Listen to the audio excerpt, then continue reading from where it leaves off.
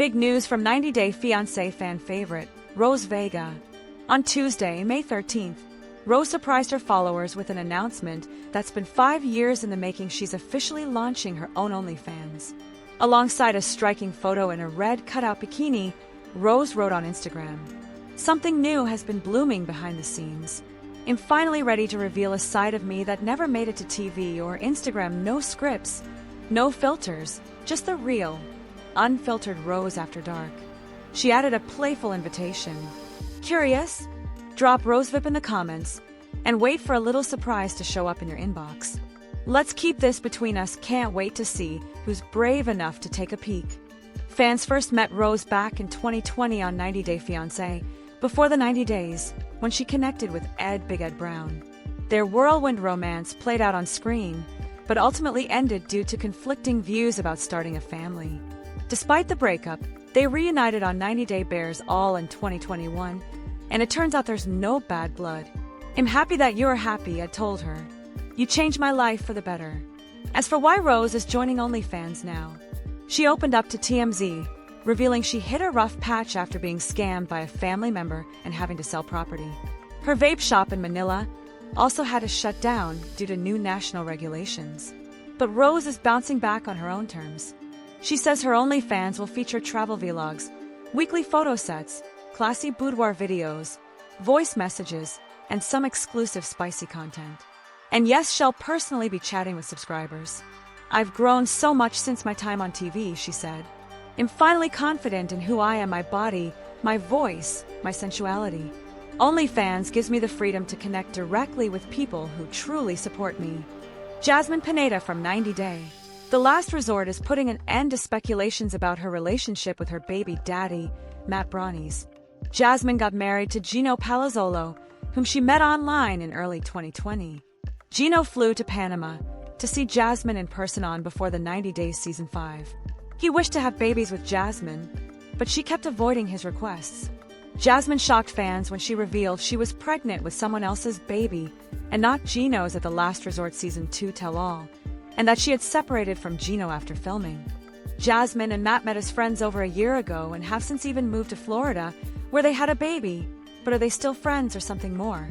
Jasmine recently shared a series of photos showing herself and Matt with their baby. In some of them, Matt simply admired his daughter while holding her. In one of the photos, he was bottle feeding her. The picture seemed to be old, since Matilda has grown quite a bit since then. Jasmine captioned the post, "Just two friends surviving the newborn trenches," and told Matt, "You're a very good daddy." Jasmine's caption left a few of her followers like Tbulix confused. The 90 Day Fiancé viewer asked, "Friends?" but received no response from Jasmine. Matt entered Jasmine's life a few months after she moved to the US. At the time, Jasmine was unhappy with her marriage to Gino and became friends with Matt while they worked out at the same Planet Fitness. Matt, who was attracted to Jasmine, offered to sleep with her. Jasmine considered an open relationship and convinced Gino to agree. She promised him she wouldn't fall for Matt, and if she did, she would end it immediately. So far, it seems Jasmine has kept her word. Jasmine became pregnant with Matt's child when neither of them expected it. Despite having his baby, Jasmine says they are co-parenting and not in a romantic relationship. She is no longer with Gino, but her reluctance to date Matt suggests she might still have feelings for Gino. Alternatively, she could be afraid of yet another failed relationship, having already gone through 2 marriages in her mid-30s. Jasmine admits she doesn't make a good partner and might believe that ending things with Matt romantically is the only way to preserve their friendship. Jasmine has hinted at wanting to get married in the future. However, for now, her mind is occupied with more pressing concerns, such as the possibility of deportation and the immigration status of her sons. She recently broke down in tears over fears that someone might try to take her baby away. Jasmine has also been dealing with health issues, leading 90 Day, The Last Resort fans to speculate that she may be experiencing postpartum depression. A romantic relationship might be the last thing on her mind, but Matt is in love with her and may keep trying until she agrees to spend a lifetime with him. There has been some major confusion about how 90 Day Fiancé star Ammani pronounces her name, with many viewers also curious about its meaning in her background. Ammani currently stars in season 11 of 90 Day Fiancé alongside her partner, Matt. The couple lives in San Diego with their 2 daughters, Delilah and Sarah. Ammani is openly bisexual. It was her idea to pursue a throuple relationship after she met Eni Aguirre, a stripper, at a club in Mexico. Ammani fell in love with Eni, and Matt agreed to make Eni his girlfriend as well. On the show, Ammani and Matt are in Mexico to get to know Eni better before proposing to her. The plan is for Eni to move to America after Ammani and Matt divorce, allowing one of them to sponsor her on a K-1 visa. However, with each new episode, more cracks in the throuple's relationship are revealed. Eni's behavior suggests she may not be in love with either of them and could be using the situation for financial gain. She has also hidden key details, including her real name, Brenda. However, it's not just her name that has fans worried. Reddit user recently shared a post asking, Ammani, seriously, WTF is it? In the post, the fan questioned Ammani's actual name after watching a scene featuring a conversation between Matt and his friend. During the conversation, Matt referred to Ammani by 2 different names in a single exchange. The fan mentioned they had been confused since the very beginning, but that particular scene made their head explode. They also asked if Matt had explained it during their introduction episode. I cannot be the only one going through this. Meanwhile, Ohio's 4 Losers noticed that Matt had called Ammani Eni in one of the older episodes. According to the fan, Matt said something like, Eni and I have been together 10 years, when he clearly meant to say Ammani. Fluid Statement 9650 wrote that they were very excited to know they weren't the only person being driven absolutely crazy by a husband mispronouncing his wife's name. Some viewers also speculated that Ammani might be a fake name, similar to how Chantal Everett's real name is reportedly Suer, or how Jorge Nava allegedly used the name Andrew Lopez on Facebook. Ammani decided to take matters into her own hands by posting a video explaining how to pronounce her name. She introduced herself, saying, "My name is Ammani, and it's actually pronounced Amen and I." She explained that her name means wishes in Arabic. Ammani shared that she was born and raised in Tunisia, the smallest country in North Africa. She also revealed that she turns 30 this year, calling it a big number, and added that she's a Libra. Ammani mentioned she speaks 4 languages, in case fans hear an accent while watching her on the show. Ammani is Middle Eastern with a little bit of Italian heritage. "I'm Arab," she proudly declared. She speaks 4 languages: Arabic, French, English, and a little German. Her mother and grandmother were born in Germany and lived there for years. Ammani left her home country when she was 18. According to her, Tunisia was a very male-dominated society with strong religious influences. As a woman, her options were limited. She could either become a teacher or a homemaker. Ammani knew she wanted more. She dreamed of a better life, not just for herself, but for her future family as well. Ammani is proud of where she comes from and who she has become today. She is grateful to have accomplished everything she wanted in life at such a young age. Ammani lives in the Mount Helix neighborhood of California and has shared that she is the youngest homeowner in her area. There's a reason she calls herself a boss babe on 90 Day Fiancé. She is a self-made immigrant who built a successful career in tech sales. With over 10 years of experience, Ammani has closed deals worth hundreds of millions of dollars. David Tobaroski seems to be facing some difficult times in his life, as the reality TV star made a shocking confession after hinting at his exit from 90 Day Fiancé. David became popular thanks to his debut in 90 Day Fiancé Season 5 with Annie Sowen. He wasn't in a good place financially when he met her, but his fame made him a household name. David now owns a $550,000 house in Arizona and multiple condos in Thailand, when a few years ago, he lived in a storage unit with Annie. David also flaunted a Rolls-Royce in a recent update. David recently flew back to Thailand after a short stay in America for some work. It appears he has not told his fans the full story behind his visit home and his move to Thailand. David posted a video of baby Minthyra on Instagram, which showed Annie talking to their baby. Annie asked the baby if she loved her mom and dad in the clip. David captioned the video, "My little girl," and added that no matter what happens in his life, he is so lucky to have the most beautiful little girl and an amazing wife to cheer him up. "Life is not easy, but they sure give me hope and laughter," David wrote in conclusion. One of David's followers asked him, "Are you okay?" And David's cryptic response was, "Yes, David's fans have watched him go from rags to riches thanks to 90 Day Fiancé.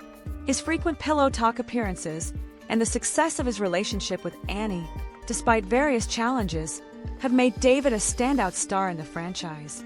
He has also earned a good income through platforms like Cameo. Although he hasn't appeared in many recent 90 Day Fiancé spin-offs aside from 90 Day Diaries and Pillow Talk, David and Annie have had 2 solo spin-offs, which no other couple from the franchise can claim. David has hinted at leaving the 90 Day Fiancé franchise, and the news came shortly after his relocation to Thailand, which was particularly surprising to fans. Despite the big move, David has shown no signs of struggle. He and Annie launched a cookbook while in Thailand, and he was recently seen celebrating a major milestone by selling a $1.3 million house. However, he also attempted to sell one of his condos in Thailand. His decision to have a baby in Thailand and to live there with Annie indefinitely may suggest underlying financial concerns, though nothing has been confirmed. David and Annie's storyline on 90 Day Diaries was about them trying to get pregnant with IVF. Considering they filmed it before David moved to Thailand, it appears that could have been their last 90 Day Fiancé appearance. He doesn't seem to be ready to talk about why life has not been easy for him, even when fans reached out to see if he was doing okay. It remains to be seen if David will ever open up about his problems with fans, or if he will continue to pretend that he is living his best life off camera. Easily one of the most successful reality TV franchises ever, every show related to 90 Day Fiancé has captivated a lot of fans. As a result, there are many fans who want to know about things like when the stars get in new relationships, their divorces, and the NDAs they have to sign. Unfortunately, many of the facts about the 90 Day Fiancé franchise that fans learn are negative since they can pertain to disliked couples, false accusations, and even a cause of death report.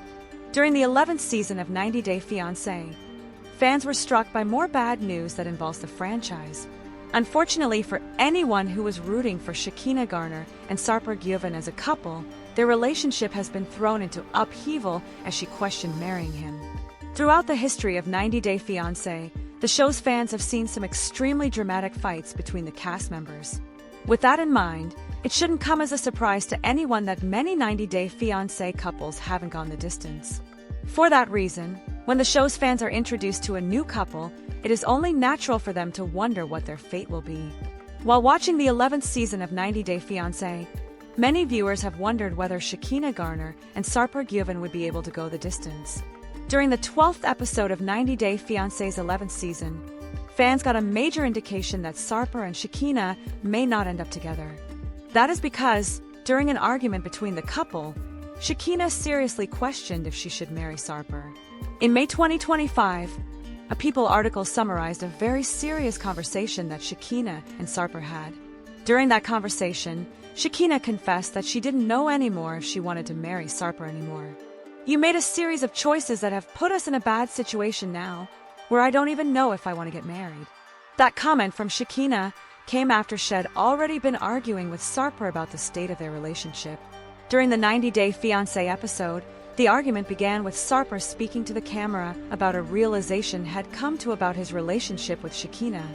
As he explained, Sarper had come to believe they needed to fix their relationship or break up. "We cannot keep living this way. We have to solve it. We have to break up, or we have to get well again. Nothing in between." The couple then spoke to each other about the problems in their relationship, which seemed very basic and equally important. Of course, all couples go through hard times, and arguing is a fact of life. It should also go without saying that some people say things they don't mean when they are arguing with their partner. Even with that in mind, something that Sarper said to Shikina during their argument seemed like it could doom them as a couple. While talking about their relationship, Sarper told Shikina that she didn't like him as a person anymore. "You don't like me anymore, are you aware of this?" If Sarper was hoping that she would disagree and profess she liked him, that certainly isn't what happened. However, Shikina's take on the situation wasn't as bad as Sarper's had been. In response to him, Shikina stated that she didn't like how Sarper had been behaving at the time of the fight. "I don't like the Sarper that you've been showing me lately." Shikina also remarked to Sarper that he had recently been distant, cold, rude, and dismissive. During the same 90 Day Fiancé episode, Sarper addressed how he felt his relationship with Shikina had changed after they went to America together. She was obsessed with me when we were in Turkey. I mean, she was listening to me a lot more. Right now, that harsh tone, she barely used that. In Turkey, we had small problems, but here everything changed. As they continued to talk about their relationship, that was when Shikina remarked that she may not want to marry Sarper. After that, Shikina stated that Sarper was making decisions that were poorly affecting their relationship. You're being super reckless with our relationship. Amazingly enough, Sarper made an extreme claim at that point about how Shikina would feel if they broke up. You know that if we break up, you will cry for years for me. I know you. I am the most perfect match for you. To her credit, Shikina told Sarper how wrong that remark was. Are you kidding me? I'm not some helpless woman that can't survive without you or that's going to cry for years. Give me a break. In April 2025, people summarized the fight that put Shikina Garner and Sarper given on the shaky ground that led to them questioning their relationship. That article made it seem clear that the couple was fighting because of Sarper giving up his life in Turkey and them adjusting to living together. During a previous 90-Day Fiancé episode, Shikina played a recording of an expletive-laced argument that the couple had. During their argument, Shikina spoke about Sarper having a bad attitude, not appreciating her enough, and more.